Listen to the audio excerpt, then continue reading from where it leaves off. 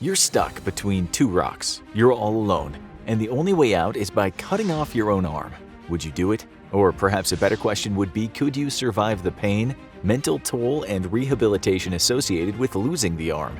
Let's find out. It should come as no surprise that whether you need to cut your arm off yourself in an emergency situation, or if a doctor needs to amputate a limb, it's going to be painful. At some point during your life, you have scratched your arm on something. That might have hurt, but the pain went away pretty quickly. Keep in mind that a scratch to the arm is only damaging the skin and maybe a small sliver of muscle. If your arm is completely cut off, every muscle, bone, and nerve needs to be severed from the rest of your body. What does that feel like? Well, like most deep cuts, there's a burning sensation, and as the blade or whatever is being used to remove your arm goes deeper, the pain gets greater and greater until you pass out from shock. This is because as the arm is severed, the muscles, tendons, ligaments, and eventually bone all need to be cut through. Each of these parts of the body will have millions of nerves running through them, which means your brain will be overwhelmed with pain signals. But before we go any further into the reality of losing an arm, let's talk about what could lead to the loss of this limb. It's actually highly unlikely that someone would need to have their arm amputated for any reason, like in 127 Hours, which depicts the heroic escape of Aaron Ralston when he cuts off his own arm that was trapped under a boulder while rock climbing. Sometimes drastic times call for drastic measures, and when this happens, you can be sure of two things. The first is cutting off the arm will be extremely painful, and the second is you will go into shock. But a more common reason for arm amputation is problems with blood circulation as a result of clots or diabetes. Irreparable injuries during accidents or military combat may also result in the amputation of an arm, but this is only if nothing else can be done. And finally, cancer can sometimes result in an arm being amputated if it can stop the spread of a dangerous tumor. In these cases, you would not be responsible for cutting off your own limb. So, what would this process be like? Surprisingly, it may be worse than you think. And even in a hospital, you may be awake for the whole thing. Most times, when an arm needs to be amputated, the patient is put under anesthesia, so they're not conscious during the procedure.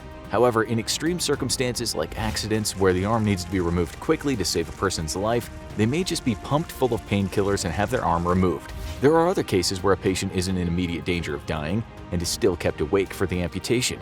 This happens when someone is given spinal anesthesia, which numbs the body so the specific limb can be removed. A word of caution for this procedure, the anesthesia needs to be administered directly into the spinal column, which means a very large needle will need to penetrate through the back. This can be really painful in and of itself, and you haven't even had your arm cut off yet. This type of amputation is not as common, but is sometimes used depending on the doctor and the situation that the arm is being amputated in. This brings us to the procedure itself. Unfortunately, the best way to remove an arm is still by a saw. At some point, we might have high-tech lasers or some sort of lightsaber that can cut right through the flesh and the bone in one go, but for right now, we're at the mercy of the bone saw. Today, doctors use the more refined bone saw than in the past, and some are even electric to make the cutting process go as smoothly as possible. But regardless of what type of saw is used, the arm will still be cut through by a sharp blade, which obviously will be incredibly painful and uncomfortable both during and after the operation. It's important to remember that when someone has their arm removed, the pain will last much longer than the surgery itself. People who have lost their arm recount the unpleasant feeling of being constantly pricked by needles where their arm once was. Luckily, if this is a planned surgery, you'll be asleep and not able to feel anything when the arm is amputated. But the doctor still needs to cut through the muscle, ligaments, and bone, so the recovery process is long no matter what. Something else to note is that when the arm is completely severed from the body, the exposed bone must be smoothed out. This is because a jagged bone would damage any flesh that regrew over it and would literally tear the new skin and muscle apart from the inside. So the doctors file and polish the exposed bone to make it as smooth as possible. Again, you would not be able to feel this at the time because you'd be under anesthesia, but when you wake up, the bone would throb and ache as all of the nerve endings in it would have been buffed down. This brings us to the final stage of amputating an arm. Whether it's self-amputation or cut off by a doctor, the remaining stump needs to be closed up so you don't bleed out. If you're in a dire situation where you have to remove your own arm, at some point the pain may subside slightly. This is because when the body goes into shock, the brain stops processing pain signals in the normal way. It's just trying to survive by any means necessary at that point. So even though the pain might not be registering, the body is still in mortal danger, and what remains of the arm needs to be wrapped and cauterized. In the hospital, doctors will shape the muscles so the remainder of the limb can be fitted for a prosthetic in the future. This means that more muscle may be removed, and the skin might be taken from a different part of the body, and surgically connected to where the arm had once been. In a hospital, the amputee would be under anesthesia for this, but what happens next is probably the worst part about losing your arm. It comes as no surprise that having your arm cut off would be painful, but it's the feelings after the arm is removed that many amputees say is the most brutal part of the whole experience. Many amputees talk about still being able to feel their arm connected to their body even after it's removed. This is called phantom limb. Obviously, the arm isn't actually there, but the brain cannot reckon with that reality, so it creates all the sensations as if the limb was still attached. This includes touches, itches, and pain.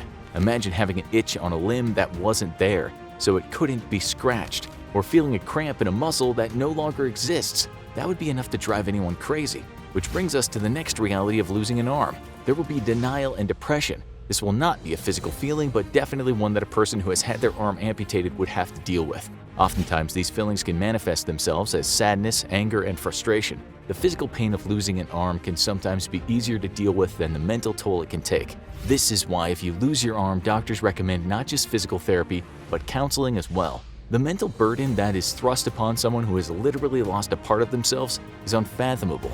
People who have lost their arm and been asked what it felt like often say the same types of things. It hurts a lot. Once you get past the pain, the body still thinks the arm is there. And finally, the feelings of denial and depression take over, so it's hard to stay motivated. But with the support of family and friends and doctors, some amazing things can also happen after someone loses their arm. Another side effect that many people who have had their arm amputated feel is a loss of balance. This makes sense since you'd be significantly lighter on one side of the body than the other. Plus, your brain is so used to dealing with balanced weight between left and right side of the body, it can't compensate at first. This means someone who lost their arm will feel disoriented for a while post-surgery. Things like going for a walk might become strenuous as the body makes adjustments to weight shifts that it never had to deal with before. Again, this is why after losing an arm, it's important to go through physical therapy and counseling.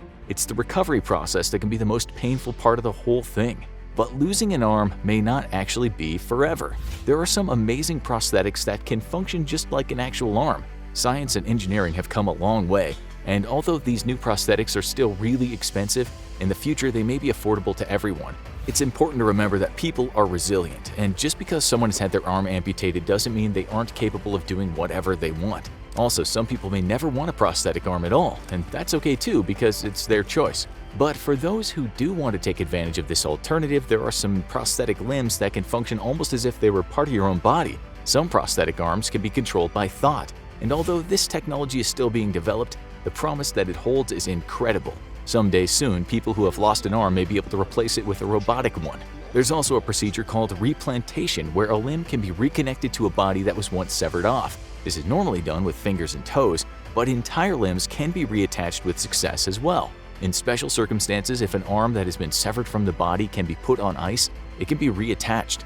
During replantation, the patient is brought into the operating room and damaged tissue is removed from the limb in the body.